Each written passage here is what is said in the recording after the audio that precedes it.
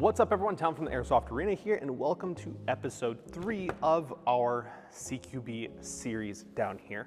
So if you have not checked out the first 2 episodes, you can do so within this playlist. You can just go to the playlist, wherever that is, and you can just watch the first 2. Or if you just want to hear me talk about primary rifle systems, then this is it. So, that being said, primary rifles. This is going to be whatever you're primarily going to be using for the entire duration of the day. And I have here a good combination of AEGs to gas blowbacks to Tippmann, electro-pneumatic, blah, blah, blah, blah, blah, blah, blah, so on and so forth. What is going to kind of make or break your primary system is it well built? Is it a good manufacturer? Does it have good quality control? So on, so forth. General rule of thumb, as far as a real firearm background, most guys that I have heard in my research of doing this are gonna say, you know what, you're gonna use your primary rifle 75% of the time and your pistol 25% of the time. I've also seen other people that do like a 90-10% ratio. And in my experience in the last several years, as far as getting good branded rifles that have stellar quality control, that have the best performance, the reality of that number is 100% to 0. I'm using my primary rifle 100% of the time. My pistol has not been touched in the years that I've been doing events. If I'm doing like CQB stuff in the arena here, I'll pull my pistol just to be like, you know what? I guess I'll just get some pistol gameplay or whatever have you. That being said, it is always an excellent idea to have a secondary rifle or having that secondary pistol to have as an emergency backup if you anticipate that you may not have any chances to go and reload, to go back to your car in order to change the battery out, to have an HPA fill readily available. It's always good to have those backups. When I've been traveling the last couple of years to attend different games and events, I will typically have my primary rifle, this is my primary rifle, which is an HPA 416A5. So this would be primary rifle that is HPA'd, and as my secondary, which is a backup rifle, I'll pick something that is an AEG. So I'll have batteries with me because of HPA. I may have a LiPo battery charger system already packed away. So I may as well just have LiPo batteries readily available for my emergency backup. It's always good to have those contingencies with your primary system. That being said, some of my preferred brand, and this is going to be a little more biased, is going to be VFC or KWA. The VFC Avalon series, which so this is the body of a VFC Avalon that I have used as a bed for a Kythera build because I like the 416A5 style. And then for KWA, I have the example of this gas blowback AK. Both of these I personally find to be some of the better as far as performers, reliability, and durability, and we've had beyond stellar success as far as players utilizing them. So those are the ones that I prefer. That being said, I do have the mix of AEGs, gas blowback, HPAs. So let's go over those pros, cons very quickly. So I have here a MP5 SD6, the Elite model, which is going to be an AEG, an automatic electric gun. So this takes a battery up into the handguard here. With this model specifically, it does limit the modularity of the system in total. So because of that, I've compensated by having an enlonged top rail section for zoom cameras, flashlights, optic, laser systems, so on and so forth. And I'm using an older school type of retention technique. So AEGs, super beneficial because I can carry multiple batteries on my person out on the field. Most guys are going to be running the same type of magazines which are very inexpensive and usually swappable between most systems, and usually are the most cost-effective rifle system overall. They've also been around the longest within Airsoft, so there's a plethora of not only replacement but upgradable parts as well in most cases. Then we're going to move on to gas blowbacks, which I have the KWA AK-74U here as the example. GPB, or gas blowback, refers to the fact that something is going to be reciprocating on the rifle and usually is going to behave more like a real rifle system. So in the instance of this AK, I load the magazine in, I give it a rack in order to engage that internal hammer system, which looks very similar to a real rifle, and that then is going to start the behavior of a real rifle. Other than that, apparently didn't lock it down all the way. But you kind of get the idea. Most gas blowbacks are going to be, because of Airsoft, are going to be safe semi full auto. There are going to be a couple of exceptions with that as well, just based on individual models. These are fewer and farther between due to some inconsistencies of performance within northern states, northern colder climate environments. The magazines themselves tend to be significantly more expensive compared to AEGs, and for that reason, we usually see less players run gas blowbacks and have spare magazines available. So if I'm running a gas blowback, I better make sure I'm very conservative with the shots I allocate from each of my magazines, and I have ample amount of magazines on my person so I don't run out. That is my quick on gas blowback. After gas blowbacks kind of came, I want to say, in the history of Airsoft in general, next came HPA.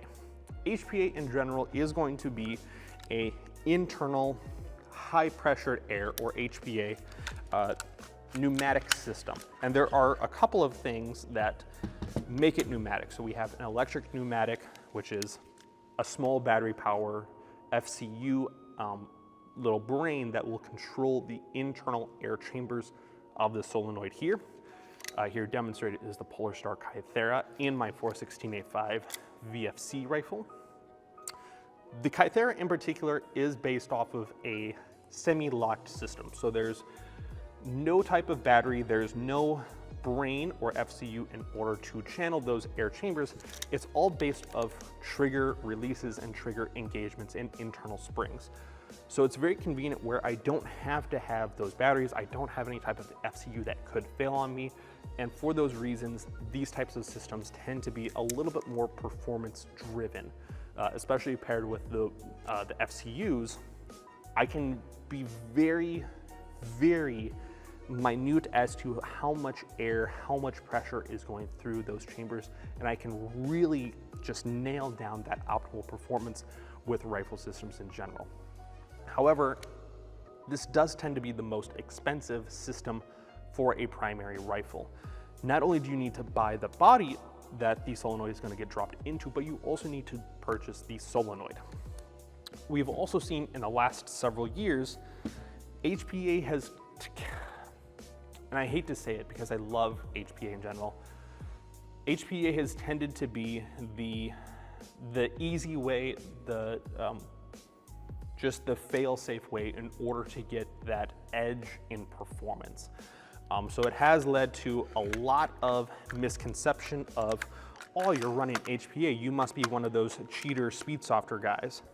No, I just really like the performance and the sound of my HPA rifle systems. It's just a shame that most of those characters, as far as those speed soft indoor-based players that do tend to be a little more aggressive, tend to use HPA more often. You can definitely get AEGs and you can get gas blowbacks up to that optimal performance of HPA. It takes significantly more time and a much better mindset as far as what those internal components are going to do in order to reach the level of performance that an HPA can give out of the box.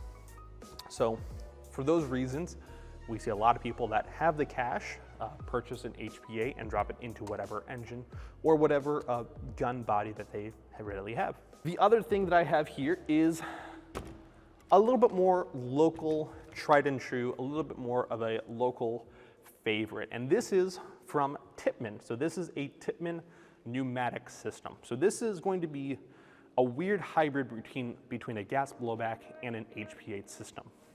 So this model in particular, as you can probably tell by the accessories and the paint and the little touches, that this is a very well-loved gun. So we have a little bit of a nipple here that would connect via an HPA tank. So you do have that external air source in order to power it. Now you may also notice that it charges more like a gas blowback and sounds more like a gas blowback compared to HPA, which on this HPA, you have a small little wire down here in order to engage that internal spring, and then that's it. And then it now has a semi-automatic action like a gas blowback-ish, but not really. This one actually does perform internally more similarly to a gas blowback than an HPA. So you don't need to charge it every single shot, and it sounds way more aggressive and it performs way more aggressively like a gas blowback that I have here, which again, it's semi-automatic, so you don't need to rack it with every single shot, but you can hear that action of engagement is way more aggressive compared to this guy over here. And that internal hammer, slapping forward and engaging those gas valves, more aggressive compared to the HPA. So Tippmann's very well known for being very aggressive, just not quite higher end performance, but very durable, very reliable systems that performed stellar in cold, rain, and due to not having any type of electronics, for the gun at least, the accessories may be battery powered, but you don't have those failures in those extreme weather environments. So people are preferring Tippmann. However, Tippmann is kind of going away from Airsoft. A little bit harder for us to get Tippmann parts available in. That being said, that's kind of the very quick rundown of AEG, HPA, gas blowback, and Tippmann's. You can get whatever you want. Within different environments, you're gonna have a player base that's gonna prefer one over the other. And dependent on what performance you want, you may prefer one over the other. If you're someone that prefers the functionality and the more realistic action of a gas blowback, then you can get a gas blowback. No one's stopping you, except maybe cold temperatures. If you prefer having little AEG, and again, this is just an example, you can get short Tippmanns, you can get long gas blowbacks, you can get shotguns and LMGs and even little 40 mil grenades that run off of HPA. You have a plethora of systems available in each of these power propellants. It is going to be up to you to do your research, figure out what you think is going to be the best. Me in particular, I do prefer my AEGs. While I do have gas blowbacks and I do have HPAs and I do have a Tippmann, the majority of my collection is going to be AEG. That's what I find to be the most beneficial for the reasons that I mentioned. I am also just more used to taking them apart in order to replace them, fix them, so on and so forth. Just being a technician by trade for Airsoft, that's what I'm used to. If you're getting into Airsoft or you're continuing to grow your Airsoft collection and you want to have a greater performing system, not one gun is going to be best for everyone, just like not everyone is going to have the same exact taste. Everyone's going to have a little bit different of a preference as far as, do you want to prefer a vertical grip? Are you okay with not having any type of hand grip setup? Do you want something that is going to be a much more modular, or do you want to go completely away from the norm and pick up some type of AK or even a little unique PDW compared to everyone else? So do the research, figure out what you would want, what's available out there, and what people are experiencing as far as their long-term performance with those guns. Because just because some retailer says it's a great gun doesn't mean it's going to be a great gun for what you want from it.